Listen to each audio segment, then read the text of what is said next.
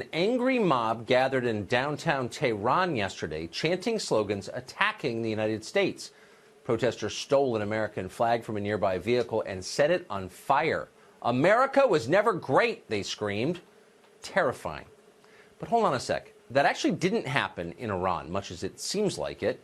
It happened in Los Angeles, in our country, the one they say was never great. The screaming, stealing, flag-burning mob was there to express their love and support for Congresswoman Maxine Waters. Waters had inspired them with rhetoric like this.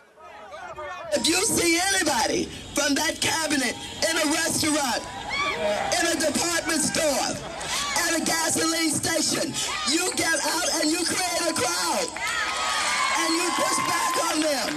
And you tell them they're not welcome anymore, anywhere.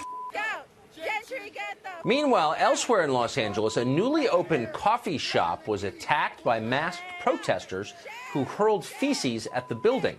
They said the owner of the building supports Donald Trump's immigration policies. Well, as it happens, the owner is himself an immigrant. "I'm confused," he said, but it didn't matter. On the left, the penalty for thought crime is swift and certain, if nonsensical. For disagreeing with the mob on immigration, the immigrant owner is not allowed to make a living. Those are the rules. Well, this lunacy did not come out of the blue. It has been brewing for quite some time. We will make your system fall. We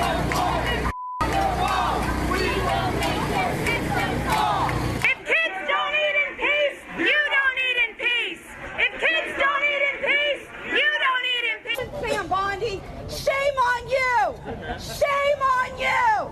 Shame on you! Well, we first saw this brand of extremism on college campuses where student activists demonstrated against new ideas they didn't understand or against any kind of dissent from the narrow orthodoxy of the campus left. Over time, though, their protests became physical and then dangerous. Windows smashed, fires set, people beaten and threatened with death. In the past few months, scenes like that have moved off campus into our world.